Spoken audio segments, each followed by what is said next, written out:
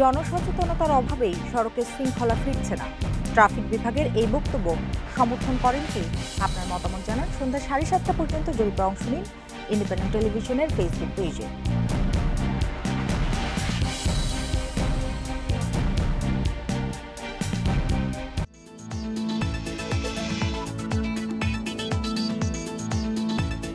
তেজগাঁ থেকে সংবাদ সন্ধ্যা নিয়ে আপনাদের সামনে আছি আমি সুমনা সিদ্দিকী এবং জাহিদুল বাশার। এখন বার্তা কক্ষের সর্বশেষ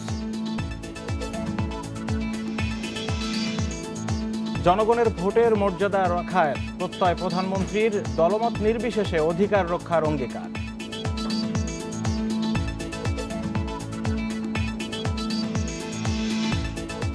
ঐক্যফ্রন্টের সঙ্গে বিএনপির কোনো টানাপোড়েন নেই, 20 দলীয় জোটও ঐক্যবদ্ধ, দাবি ফখরুলের।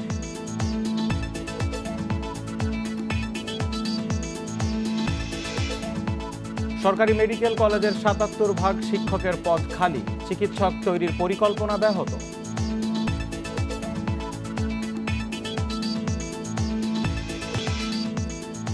আপনাদের সমস্যার সংকট আর সম্ভাবনার কথা বলুন, লিখুন আমাদের ফেসবুক পেজে। আপনাদের কথা নিয়ে আসবো খবরের শেষ অংশে।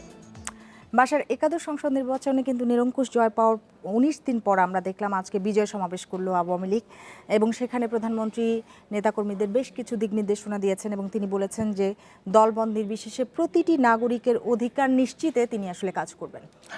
আজকের বিজয় উৎসব যেটি হয়েছে সেখানে এই কথাগুলো তো বলেছেনই, এবং আরেকটি বিষয় আমি পুরো বক্তব্য প্রধানমন্ত্রীটি খুব মনোযোগ দিয়ে শুনছিলাম। সেখানে যেটি মনে হচ্ছে তিনি কিন্তু বিজয়ের পরপরই তিনি এক প্রতিক্রিয়ায় বলেছিলেন যে আমি দেশবাসী সবার প্রধানমন্ত্রী, এবং আজকেও সেই কথার কিন্তু উনি বিস্তারিত ব্যাখ্যা দিয়েছেন। তিনি বলেছেন যে যারা আমাকে ভোট দিয়েছেন বা দেননি, আওয়ামী লীগ সবার উন্নয়নের জন্য কাজ করবে, এবং যারা ভোট দিয়েছেন তাদের মর্যাদা রক্ষায় সরকার বদ্ধপরিকর এবং অক্ষরে অক্ষরে ইশতেহার পালন করবে। এবং আরেকটি বিষয় সেটি হচ্ছে যে তিনি কিন্তু দুর্নীতি এবং মাদকের বিরুদ্ধে আবারও কিন্তু জিরো টলারেন্স ঘোষণা করেছেন, যেটি বারবার করে এই গত 19 দিনে কিন্তু প্রধানমন্ত্রী বলেছেন। জনপ্রশাসনের বৈঠকেও কিন্তু তিনি বলেছিলেন। আরেকটি কথা বলেছেন তিনি, উন্নয়ন ও আলোর পক্ষে রায় দিয়েছে জনগণ, তাই প্রয়োজনে জীবন দিয়ে জনগণের আস্থার প্রতিদান রাখতে চান তিনি। চলুন দেখে আসি প্রতিবেদনটি। একাদশ সংসদ নির্বাচনে নিরঙ্কুশ জয়ের 19 দিন পর আওয়ামী লীগের বিজয় সমাবেশ।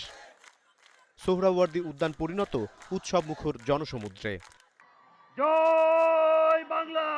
বেলা 3টায় মঞ্চে আসেন আওয়ামী লীগ সভাপতি। তবে সকাল থেকেই তার অপেক্ষায় উদ্গ্রীব লাখো জনতা। নেতাকর্মীদের শুভেচ্ছার জবাব দেন শেখ হাসিনা। নৌকায় ভোট দিয়ে টানা 3বারের মতো আওয়ামী লীগকে জয়ী করায় নতুন ভোটার সহ দেশবাসীর প্রতি কৃতজ্ঞতা জানান বঙ্গবন্ধু কন্যা। শেখ হাসিনা বলেন, সন্ত্রাস জঙ্গিবাদের বিপক্ষে এবং উন্নয়ন ও আলোর পথে যাত্রার পক্ষে রায় দিয়েছে জনগণ। প্রয়োজনে জীবন দিয়ে তাদের আস্থার প্রতিদানের অঙ্গীকার করেন আওয়ামী লীগ সভাপতি। দল মত নির্বিশেষে সকলের জন্যই আমাদের সরকার কাজ করে যাবে, প্রত্যেকের আর্থসামাজিক উন্নয়নে কাজ করবে, রাজনৈতিক অধিকার নিশ্চিত করবে, প্রত্যেকটা মানুষের জীবন মান উন্নত করবে। সবার রাজনৈতিক অধিকার নিশ্চিতের প্রতিশ্রুতি দিয়ে প্রধানমন্ত্রী জানান, দলমত নির্বিশেষে প্রতিটি নাগরিকের অধিকার নিশ্চিতে কাজ করবেন তিনি। যারা ভোট দিয়েছেন বা যারা ভোট দেন নাই, সকলের প্রতি আমি ধন্যবাদ জানিয়ে এটুকু বলবো যে আমরা সকলের তরে সকলের জন্য আমরা কাজ করব। পাশাপাশি উন্নত সমৃদ্ধ দেশ গড়তে দুর্নীতির বিরুদ্ধে আরো শক্ত হওয়ার ঘোষণা দেন সরকার প্রধান। জোর দেন সুশাসন প্রতিষ্ঠায়। যে রায় জনগণ দিয়েছে, এ রায় হচ্ছে সন্ত্রাসের বিরুদ্ধে রায়, জঙ্গিবাদের বিরুদ্ধে রায়, মাদকের বিরুদ্ধে রায়, দুর্নীতির বিরুদ্ধে রায়। এটা আমাদের মনে রাখতে হবে। নির্বাচিত প্রতিনিধি যারা, দেশের মানুষের যে আকাঙ্ক্ষা, সে আকাঙ্ক্ষা পূরণ করা এটা আমাদের কর্তব্য। সমাবেশে আওয়ামী লীগ নেতারা বলেন, বঙ্গবন্ধুর স্বপ্ন বাস্তবায়নের অদম্য আকাঙ্ক্ষা থেকেই আওয়ামী লীগকে ভোট দিয়েছে জনগণ। টানা তৃতীয় মেয়াদে বিপুল জনসমর্থনের মাধ্যমে নিরঙ্কুশ বিজয়কে দেশ সেবার সুযোগ হিসেবে দেখছে আওয়ামী লীগ। বিজয়ের আনন্দকে অর্থবহ করতে দেশবাসীর কাছে গিয়ে সুখ দুঃখে তাদের পাশে থাকার নির্দেশ দিলেন আওয়ামী লীগ সভাপতি প্রধানমন্ত্রী শেখ হাসিনা। প্রত্যয় জানালেন দুর্নীতি দূর করে সুশাসন প্রতিষ্ঠান। অনিমেষ কর, ইন্ডিপেন্ডেন্ট নিউজ, ঢাকা। এ বিষয়ে বিস্তারিত জানাতে বার্তা কক্ষ থেকে যোগ দিয়েছেন সহকর্মী অনিমেষ কর। অনিমেষ, নেতাকর্মীদের প্রতি আওয়ামী লীগ সভাপতির মূল দিক নির্দেশনাগুলো কি ছিল? মূলত নেতাকর্মীদের প্রতি তিনি যেই দিক নির্দেশনাটি দিয়েছেন সেটি হচ্ছে দুর্নীতিমুক্ত একটি সমাজ প্রতিষ্ঠা করবার এবং যে বিজয় অর্জিত হয়েছে সেই বিজয়কে অর্থবহ করবার কথা বলেছেন। তিনি বলেছেন যে একেবারে তৃণমূল পর্যন্ত মানুষের কাছে যেতে হবে, কারণ যেই বিজয় অর্জিত হয়েছে সেই বিজয় হচ্ছে জনগণকে সেবা করবার জন্য। যে বিজয় অর্জিত হয়েছে সেই বিজয়ের মর্যাদা রক্ষা করতে নেতাকর্মীদের আহ্বান জানিয়েছেন তিনি। মানুষ যে কারণে আওয়ামী লীগকে ভোট দিয়েছে, প্রধানমন্ত্রী শেখ হাসিনা বলছেন যে উন্নয়নের জন্য মানুষ ভোট দিয়েছে, মুক্তিযুদ্ধের পক্ষের শক্তিকে ভোট দিয়েছে, তারা মুক্তিযুদ্ধের চেতনা বাস্তবায়নের জন্য ভোট দিয়েছে। আওয়ামী লীগ যে স্বপ্ন দেখিয়েছে বাংলাদেশ একটি উন্নত দেশ হবে, 2021 সালের মধ্যে মধ্য আয়ের দেশ এবং 2041 সালের মধ্যে উন্নত দেশ হবে, এই যে স্বপ্নগুলির কথা আওয়ামী লীগ বলেছিল সেগুলি নিশ্চিত করা হবে। প্রধানমন্ত্রী বলেছেন যে এই দেশের মাটিতে আর জঙ্গিবাদ, দুর্নীতি অথবা যুদ্ধাপরাধীদের কোনো ঠাঁই হবে না। এই দেশটিকে তারা সেইভাবে তৈরি করতে চান। টানা তৃতীয় মেয়াদে বিজয়ের পর দলের অনেকেই স্বেচ্ছাচারী হতে পারেন অথবা জনগণ থেকে বিচ্ছিন্ন হয়ে যেতে পারেন, এরকম আশঙ্কার কথা জানিয়েছেন সুশীল সমাজের অনেকেই। সেই ক্ষেত্রে যে প্রধানমন্ত্রী বলেছেন যে জনগণের সাথে মিশে যেতে হবে এবং তাদের সান্নিধ্যে নেতাকর্মীদের আরও বাড়াতে হবে।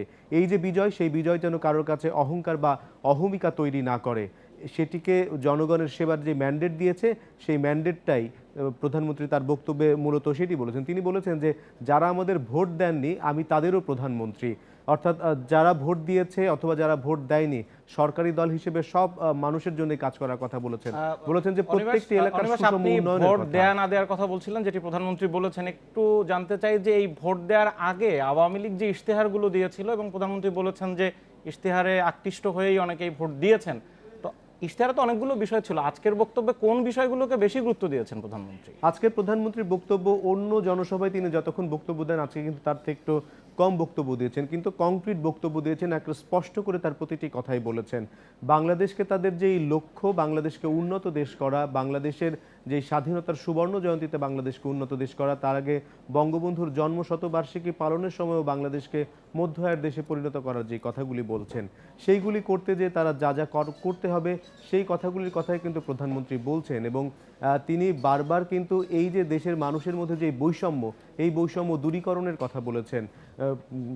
মানে প্রত্যেক মানুষই সমান সমাজ ব্যবস্থার মধ্য দিয়ে তার অধিকার পাবে, সেই অধিকার আদায়ের কথাগুলি বলেছেন।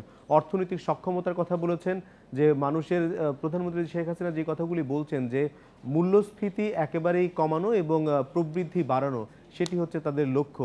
এই লক্ষ্য বাস্তবায়নের কথাই কিন্তু প্রধানমন্ত্রী বলছেন এবং সার্বিকভাবে সব অঞ্চলের মানুষকে সমানভাবে দেখার দৃষ্টিভঙ্গি দিয়ে সারা দেশের সুষম উন্নয়ন করা হবে, সেটি জানিয়েছেন আওয়ামী লীগ সভাপতি। এতক্ষণ প্রধানমন্ত্রীর এই বিজয় যে সমাবেশ, সেই সমাবেশ নিয়ে বিস্তারিত জানাচ্ছেন বার্তা কক্ষ থেকে সহকর্মী। যাচ্ছে এ সংক্রান্ত পরের আরেকটি খবরে।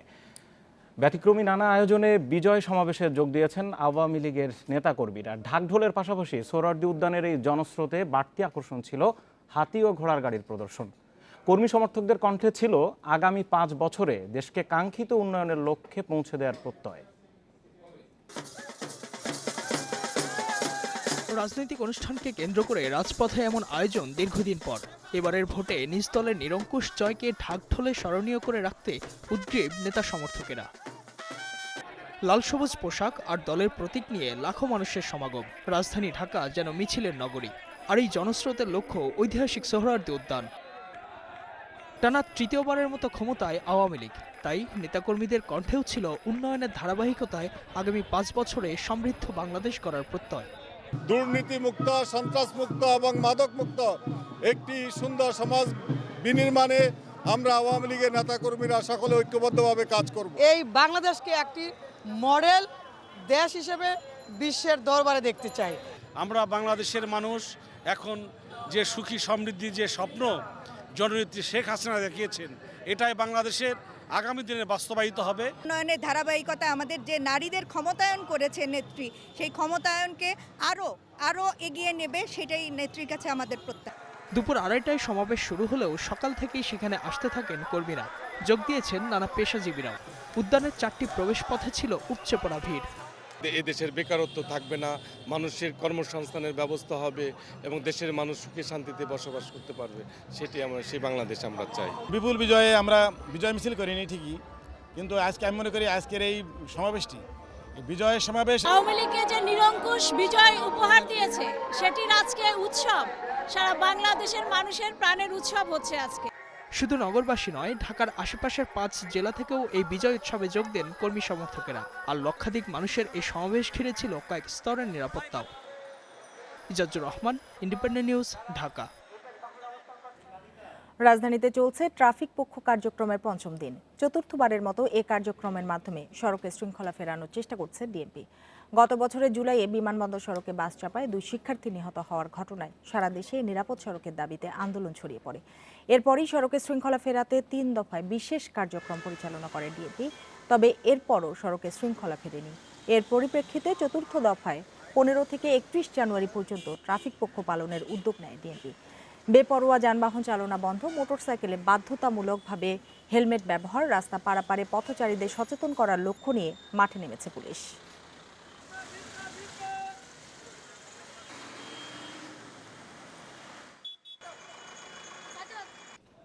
ঐক্যফ্রন্টের সঙ্গে বিএনপির কোনো টানাপোড়েন নেই বলে দাবি করেছেন দলটির মহাসচিব মির্জা ফখরুল ইসলাম আলমগীর। সেই সঙ্গে বিএনপি এবং 20 দলীয় জোটও ঐক্যবদ্ধ রয়েছে বলেও জানান তিনি। সম্প্রতি ঐক্যফ্রন্টের বৈঠকে বিএনপির অংশ না নেয়া এবং দলের মধ্যে নেতৃত্ব পরিবর্তনের বক্তব্যের প্রেক্ষিতে এসব কথা বলেন মির্জা ফখরুল। সকালে বিএনপির প্রতিষ্ঠাতা জিয়াউর রহমানের 83তম জন্মবার্ষিকী উপলক্ষে তার সমাধিতে শ্রদ্ধা জানান বিএনপি নেতারা। এ সময় ফখরুল আরও বলেন, গণতন্ত্র এবং মানুষের অধিকার রক্ষার ঐক্যবদ্ধ আন্দোলনের কোনো বিকল্প নেই।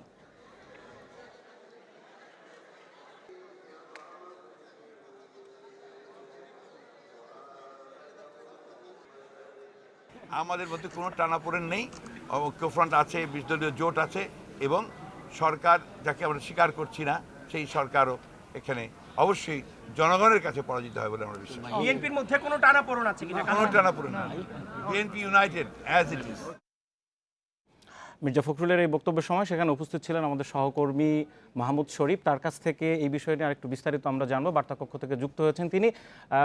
শরীফ, মির্জা ফখরুলের বক্তব্য এবং এর আগে বৃহস্পতিবারের যে বৈঠকটি হয়েছিল ঐক্যফ্রন্টে, সেখানে বিএনপি যোগ দেয়নি। মূলত তারপরের থেকেই কিন্তু এই গুঞ্জন ঐক্যফ্রন্টের সাথে কোনো টানাপোড়েন চলছে কিনা একটু জানতে চাই। ওই বৈঠকে বিএনপি কেন যোগ দেয়নি? আসলে ঐক্যফ্রন্টের ভরাডুবির পর নির্বাচন পরবর্তী তারা শক্ত কর্মসূচি চেয়েছিল বিএনপি। তবে ঐক্যফ্রন্টের যে দল রয়েছে, ডক্টর কামাল হোসেনের গণফোরাম, জেএসডি, নাগরিক ঐক্য, এরা আসলে শক্ত কোনো কর্মসূচিতে যেতে নারাজ। মূলত এই বিষয়টি নিয়ে এখন বিএনপি এবং ঐক্যফ্রন্টের মধ্যে টানাপোড়েন চলছে। যদিও বিএনপি মহাসচিব এই বিষয়টি আজকে গণমাধ্যমে বলতে চাননি। তবে বিএনপির যে ভেতরে দুটি ভাগ রয়েছে, একটি ভাগ চাচ্ছে যে নির্বাচন পরবর্তী তারা যদি রাজপথে এই নির্বাচন বাতিল করে পুনর্নির্বাচনের দাবিতে আন্দোলন হতো, সেক্ষেত্রে তারা হয়তো ভালো কোনো ফল পেতে পারতো, এমনটি একটি অংশ মনে করছে। এই বিষয়টি নিয়ে আসলে দ্বিমত থাকার কারণেই মূলত বৃহস্পতিবারের বৈঠকে বিএনপি মহাসচিব যাননি। এবং এর আগের বৈঠক অর্থাৎ 8 জানুয়ারি একটি বৈঠক হয়েছিল, সেই বৈঠকে বিএনপি মহাসচিব উপস্থিত ছিলেন, কিন্তু ঐক্যফ্রন্টের মুখপাত্র হিসেবে তিনি গণমাধ্যমের সাথে কোনো কথা বলেননি। যদিও মুখপাত্র হিসেবে তারই কথা বলার কথা ছিল, কিন্তু আমরা যখন তার বক্তব্য চেয়েছিলাম তিনি বক্তব্য দিতে কোনো অবস্থাতেই রাজি হননি। তো ওই 8 জানুয়ারির বৈঠকের পর থেকেই মূলত ঐক্যফ্রন্ট এবং বিএনপির মধ্যে যে টানাপোড়েনের বিষয়টি এটি সামনে চলে আসে। এ বিষয় নিয়ে আসলে বিএনপির নেতারা অনেকেই বলছেন যে ঐক্যফ্রন্টে গিয়ে তাদের যে আসলে লাভ কতটুকু হয়েছে এই হিসেব করতে গিয়ে বিএনপি এখন দেখছে যে মূলত ঐক্যফ্রন্টে গিয়ে বিএনপির লাভের চেয়ে ক্ষতি হয়েছে মূলত বেশি। শরীফ, গতকাল আমরা দেখেছি যে মওদুদ মোশাররফ দলের নেতৃত্বে পরিবর্তন চেয়েছেন, তারা তরুণদের নেতৃত্বে আনার কথা বলেছেন। এ বিষয়ে মির্জা ফখরুলের কোনো প্রতিক্রিয়া কি আপনারা আজকে পেয়েছেন? আজকে বিএনপি মহাসচিবের কাছে জানতে চাওয়া হয়েছিল তাদের এই দুইজনের বক্তব্যের বিষয়ে, তবে তিনি এ বিষয়ে কোনো কথা বলবেন না, কোনো মন্তব্য করবেন না বলে তিনি আমাদেরকে জানিয়েছেন। তবে এই নেতৃত্ব পরিবর্তনের বিষয় নিয়েও আসলে কাউন্সিলের একটি বিষয় সামনে চলে আসে, কারণ কাউন্সিলের মাধ্যমেই নেতৃত্ব পরিবর্তন করতে হবে। বিএনপির যে গঠনতন্ত্র সেই অনুযায়ী এই মার্চে অর্থাৎ এই আর 2 মাস পরেই কাউন্সিলের সময় নির্ধারিত। তবে এখানে বেগম জিয়াকে ছাড়া কাউন্সিল করা হবে কি না এ নিয়ে বিএনপির মধ্যে এরই মধ্যে দ্বিমত রয়ে গেছে, কারণ এখানে খালেদা জিয়া ছাড়া কাউন্সিল হলে সেটা কতটুকু অর্থবহ হবে এ নিয়ে দ্বিমত রয়েছে, এবং নেতৃত্বের পরিবর্তন হলেই যে বিএনপি ঘুরে দাঁড়াবে এ নিয়েও দ্বিমত রয়েছে। তবে সবকিছু মিলে এখন বিএনপির শীর্ষ পর্যায়ের নেতারা বৈঠকে বসবেন এবং সেখানেই মূলত এই বিষয়ে চূড়ান্ত সিদ্ধান্ত হবে কাউন্সিলের ব্যাপারে বা নেতৃত্ব পরিবর্তনের বিষয়ে। মাহমুদ শরীফ, আরেকটি বিষয়, আপনি টানাপোড়েনের কথা বলছিলেন এবং সেখানে যেটি উল্লেখ করলেন যে শক্ত কোনো কর্মসূচিতে ঐক্যফ্রন্টের নেতারা কিছুটা অনীহা, কিন্তু এই ক্ষেত্রে আরেকটি বিষয় যেটি খুব গুঞ্জন চলছে, জামাতের সাথে বিএনপির যে সম্পর্ক সেটি নিয়ে ডক্টর কামালের বক্তব্য এবং এর পরেই মূলত টানাপোড়েন, সেই বিষয়টা আসলে কতটা সত্য? আসলে বিএনপি জামাতকে ছাড়বে না, এটি এরই মধ্যে বিভিন্ন বক্তব্য স্পষ্ট হয়ে গেছে। কারণ এখানে ডক্টর কামাল হোসেন জামাতের বিষয়ে যে বক্তব্য দিয়েছে এ নিয়ে বিএনপি নেতাদের মধ্যেও বিভিন্ন ধরনের মন্তব্য রয়েছে যে জামাত যে ঐক্যফ্রন্টের সাথে ঐক্যফ্রন্টের ব্যানারে নির্বাচনে অংশ নেবে এটি কিন্তু নির্বাচনের আগেই সিদ্ধান্ত হয়েছে। কিন্তু ডক্টর কামাল হোসেন যখন নির্বাচন পরবর্তী সময়ে ভরাডুবির পর এই জামাত প্রসঙ্গটি টেনে এনেছেন, এ নিয়ে ডক্টর কামাল হোসেনের এই মন্তব্য নিয়ে অনেক তারা প্রশ্ন খুঁজছেন যে আসলে কেন তিনি এই কথা বলছেন। তবে বিএনপি জামাতকে ছাড়বে না, এটি মোটামুটি নিশ্চিতভাবেই বলতে পারি। ঐক্যফ্রন্টের সাথে বিএনপির টানাপোড়েন আছে কি নেই এ বিষয় নিয়ে বিস্তারিত শুনছিলাম বার্তা কক্ষ থেকে। বাসার, যেখানে আমাদের দেশে চিকিৎসক সংকট কিন্তু চরমে, সেখানে যারা চিকিৎসক তৈরি করবেন সেই প্রতিষ্ঠানগুলোই কিন্তু শিক্ষক সংকটে ভুগছেন। আমরা যদি দেখি দেশের 36টি সরকারি মেডিকেল কলেজে 77% শিক্ষকের পদই খালি রয়েছে। এর ফলে কিন্তু দক্ষ মানসম্পন্ন চিকিৎসক তৈরি হচ্ছে না, চিকিৎসকের যে ঘাটতি সেটি কিন্তু রয়েই যাচ্ছে, সেটা আর পূরণ হচ্ছে না। সিমি, আপনি যেটি বলছিলেন আমি একটু যদি পেছন দিকে ফিরে যাই, 2017 সালের এই জানুয়ারি মাসেই কিন্তু এই শিক্ষক সংকট সমাধানের জন্য কলেজ কর্তৃপক্ষ স্বাস্থ্য মন্ত্রণালয় একটি চিঠি দিয়েছিল এবং সেখানে স্বাস্থ্য সচিবকে প্রধান করে একটি কমিটি করা হয়েছিল যারা এই যে শিক্ষক সংকটটাকে সমাধান করবেন।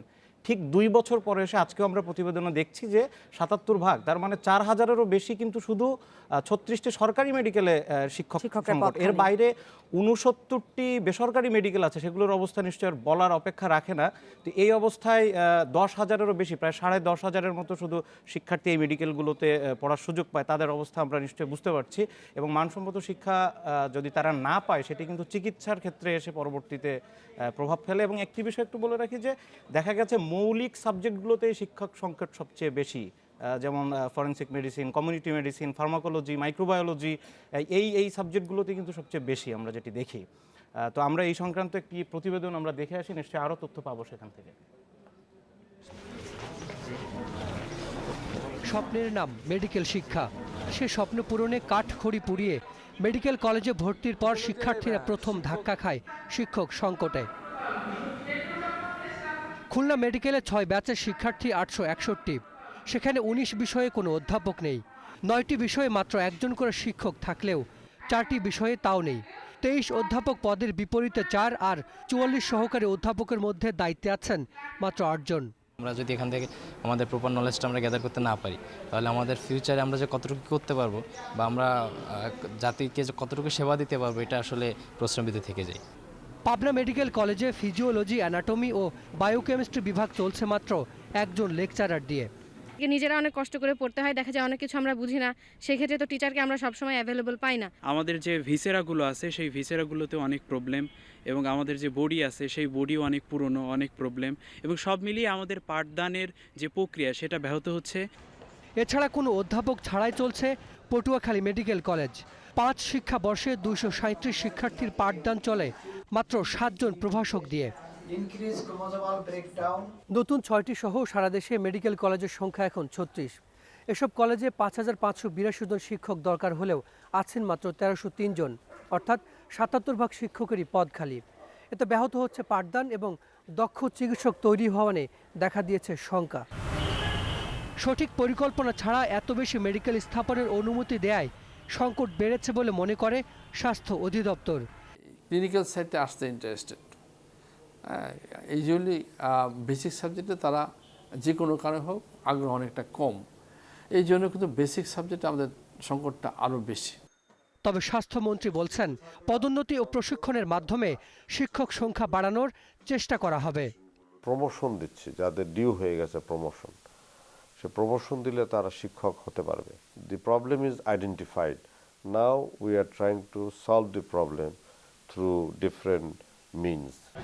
মৌলিক বিষয়ে চাকরির সুযোগ ও আর্থিক সুবিধা বাড়ানো এবং অবসরের পর আবারও শিক্ষকতার সুযোগ তৈরির পরিকল্পনাও করছে স্বাস্থ্য বিভাগ। Hasan Misbah, Independent News, Dhaka. এ বিষয়ে আরও জানাতে বার্তা কক্ষ থেকে যোগ দিয়েছেন সহকর্মী হাসান মিসবাহ। মিসবাহ, এই সংকট তো নিশ্চয়ই একদিনে তৈরি হয়নি, সংকট এই পর্যায়ে আসার আসলে কারণ কি? হ্যাঁ, আপনি ঠিকই বলেছেন, এই সংকট আসলে বাংলাদেশে একদিনে তৈরি হয়নি। এই সংকট স্বাধীনতার পর থেকেই সংকটের শুরু, অর্থাৎ বছর বছর মেডিকেলের সংখ্যা বাড়ানো হয়েছে। সেই মেডিকেলের সংখ্যা যেমনটাই বাড়ানো হয়েছে সেই অনুযায়ী শিক্ষকের সংখ্যা বাড়েনি। এখন বাংলাদেশে প্রায় 111টি মেডিকেল কলেজ, এর মধ্যে 36টি মেডিকেল কলেজ সরকারি এবং 69টি বেসরকারি, একটি আর্মড ফোর্সেস মেডিকেল কলেজ এবং আর্মি মেডিকেল কলেজ প্রায় 5টি। অর্থাৎ সব মিলিয়ে এই মুহূর্তে বাংলাদেশে 111টি মেডিকেল কলেজ। আমি একটি চিত্র তুলে ধরতে চাই। আমাদের দেশে এখন জনসংখ্যা 16 কোটির বেশি, সেই হিসেবে আমাদের এখানে মেডিকেল কলেজ প্রতিষ্ঠিত হয়েছে 111টি, কিন্তু 20 কোটি জনসংখ্যার দেশ ইন্দোনেশিয়ায়, যেখানে সরকারি মেডিকেল কলেজ আছে মাত্র 20টি এবং বেসরকারি মেডিকেল 28টি। আর আরেক দেশ শ্রীলঙ্কার কথা যদি বলি, সেখানে মাত্র সরকারি মেডিকেল কলেজ 8টি, এবং সাউথ আফ্রিকা, সেখানেও অনেক জনসংখ্যা, সেখানেও মাত্র 8টি মেডিকেল বিশ্ববিদ্যালয় রয়েছে। একইভাবে পাশের দেশ ভারতেও তাদের জনসংখ্যা অনুযায়ী এত মেডিকেল কলেজ সেখানে প্রতিষ্ঠিত হয়নি, যেটি বাংলাদেশে হয়েছে। অর্থাৎ রাজনৈতিক বিবেচনায় দিনের পর দিন, বছরের পর বছর শুধু মেডিকেলের সংখ্যাই বাড়ানো হয়েছে, সেই অনুযায়ী চিকিৎসক বাড়ানো হয়নি, সুযোগ সুবিধা বাড়ানো হয়নি এবং অবকাঠামোগত সুবিধাও আসলে বাড়েনি। যেমন এবছর নতুন করে 5টি মেডিকেল কলেজ চালু হয়েছে, যেখানে এখন পর্যন্ত অবকাঠামোগত কোনো সুযোগ সুবিধাই নেই। এবং আমি দুদিন আগেও স্বাস্থ্য অধিদপ্তরের কথা বলেছি, তারা বলছেন যে সেখানে 804 জন শিক্ষক প্রয়োজন এই 5টি মেডিকেল কলেজে, কিন্তু একজন শিক্ষক এখন পর্যন্ত নিয়োগ দেওয়া হয়নি। পাশের যে মেডিকেল কলেজগুলো আছে সেখান থেকে শিক্ষক নিয়ে এসে তাদেরকে ক্লাসের একটি ব্যবস্থা করা হয়েছে। অর্থাৎ বছরের পর বছর শুধু মেডিকেলের সংখ্যাটাই বাংলাদেশে বেড়েছে, সেই অনুযায়ী কখনোই শিক্ষক তৈরির চেষ্টা করা হয়নি। ফলে দীর্ঘ দিনেই এই সংকটটির আসলে তৈরি হয়েছে। মিসবাহ, আপনি শিক্ষক সংকটের কথা বলছিলেন এবং যেটি পর্যায়ক্রমে দীর্ঘদিন ধরে আসছে। আমরা যেটি দেখলাম যে 2008 সালের পরের যে মেডিকেল কলেজগুলো প্রতিষ্ঠিত সেগুলোতে মূলত সংকট বেশি, পুরাতনগুলোতে একটু সংকট কম। কিন্তু প্রশ্ন হলো, এই শিক্ষার্থীরা তো মানে তাদের শিক্ষা কার্যক্রম তো ব্যাহত হচ্ছে না, বরং তারা কিন্তু বের হচ্ছেন। ব্যাহত হচ্ছে না বলতে তারা নির্দিষ্ট সময় পরে বের হচ্ছেন এবং তারা চিকিৎসা ক্ষেত্রে কাজ করছেন। আপনি স্বাস্থ্য বিভাগ নিয়ে অনেক কাজ করেছেন, জানতে চাই এই শিক্ষার্থীরা যখন ডাক্তার হয়ে বের হচ্ছেন তখন আসলে এই সংকটগুলো কতটা প্রভাব ফেলছে তাদের চিকিৎসা কার্যক্রমের ক্ষেত্রে, কতটা ভোগান্তিতে পড়ছেন রোগীরা? দেখুন, আমাদের জনসংখ্যার অনুপাতে বাংলাদেশে 111টি মেডিকেল কলেজ প্রতিষ্ঠার প্রয়োজন নেই, এটি স্বাস্থ্য অধিদপ্তরই বলছে। এবং তারাই বলছে যে খুব তাড়াহুড়ো করে এতগুলো মেডিকেল কলেজ প্রতিষ্ঠা হয়ে গেছে, যেখানে প্রতি বছর প্রায় 10,500 জনের মতো নতুন চিকিৎসক যুক্ত হচ্ছেন। ফলে এখানে একটি সংকট কিন্তু তৈরি হচ্ছে, অর্থাৎ যে পরিমাণ শিক্ষক দরকার, চিকিৎসক দরকার বাংলাদেশে, সেই পরিমাণ চিকিৎসক কিন্তু তার থেকে বেশি আমরা পাচ্ছি। ফলে এখানে যে ধরনের সংকট তৈরি হচ্ছে যে চিকিৎসকের মান নিয়ে প্রশ্ন উঠছে এবং এত চিকিৎসক, বিশেষ করে বেসরকারি মেডিকেল কলেজগুলোতে আমরা খেয়াল করছি যে সেখানে অনেক মেডিকেল কলেজে হাসপাতাল নেই, তারা প্র্যাকটিসের সুযোগ পান না এবং নানা ধরনের সংকটের মধ্য দিয়েই আসলে একটি চিকিৎসক যারা হবেন তারা দক্ষ চিকিৎসক হবেন না, এরকম একটি পরিবেশ তৈরি হয়েছে এতগুলো মেডিকেল কলেজ তৈরির পেছনে। সরকারি মেডিকেলের শিক্ষক সংকট, এ বিষয়ে জানাচ্ছিলেন সহকর্মী হাসান মিসবাহ। সংবাদের আরও বেশ কিছু তথ্য জানাবো আমরা এখন। বিদ্যুৎ খাতের উন্নয়নে 2041 সাল পর্যন্ত বিনিয়োগ দরকার প্রায় 21,600 কোটি ডলার। এই খাতের মহাপরিকল্পনা পর্যালোচনা করে এই চাহিদা নির্ধারণ করা হয়েছে। এ পর্যন্ত বিদ্যুৎ খাতে 70% অর্থায়ন করেছে সরকার। ভবিষ্যতে অর্থের জোগাড় নিশ্চিতে বিদেশি বিনিয়োগের উপর জোর দেওয়া হবে বলে জানালেন বিদ্যুৎ প্রতিমন্ত্রী নসরুল হামিদ। এক দশক আগেও বিদ্যুতের অভাবে পর্যদুস্ত ছিল দেশের অর্থনীতি। শিল্প বাণিজ্যের স্থবিরতা ও জনজীবনের লোডশেডিং ছিল অসহনীয়। সমস্যা সমাধানে 2010 সালে মহাপরিকল্পনা হাতে নেয় বিদ্যুৎ বিভাগ। এরই মধ্যে স্বল্প ও মধ্যমেয়াদী পরিকল্পনা বাস্তবায়ন শেষের পথে।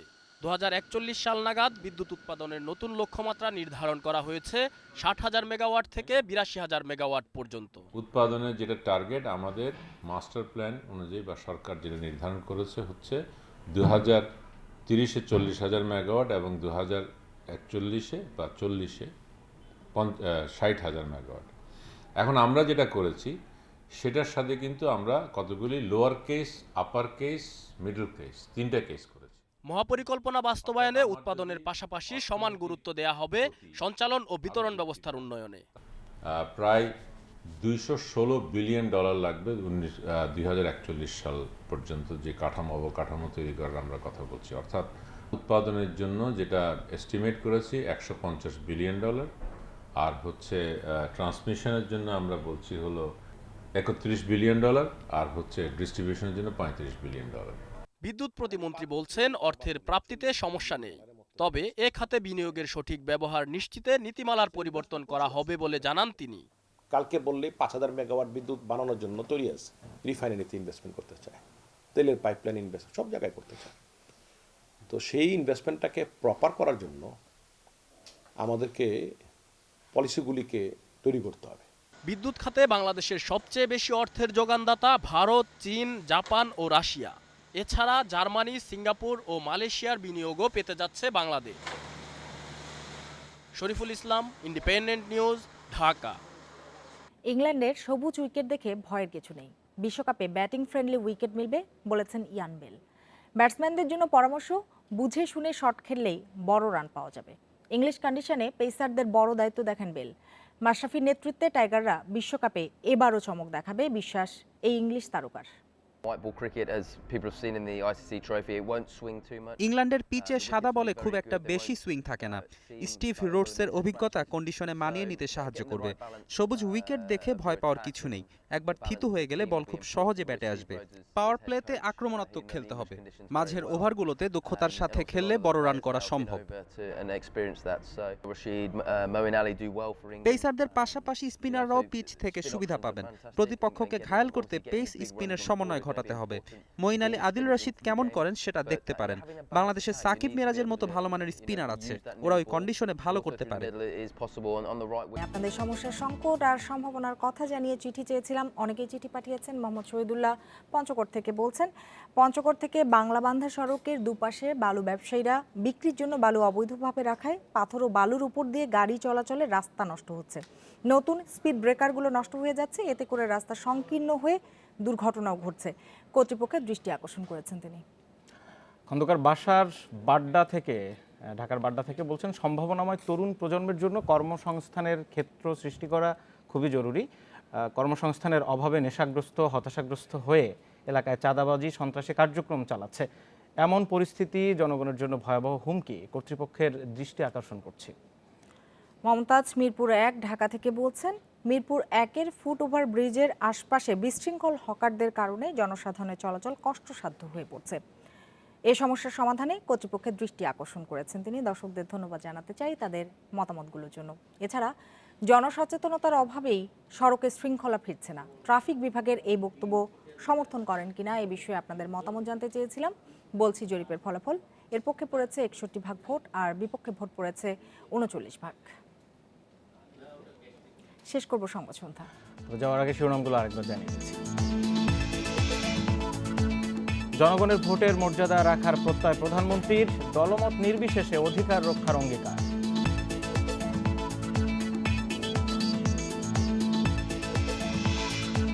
ঐক্যফ্রন্টের সঙ্গে বিএনপির কোনো টানাপোড়েন নেই, 20 দলীয় জোটও ঐক্যবদ্ধ, দাবি ফখরুলের।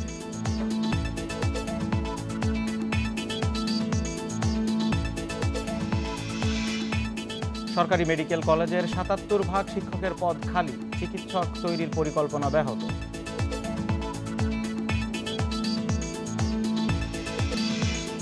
আর এই ছিল আজকের সংবাদ সন্ধ্যা।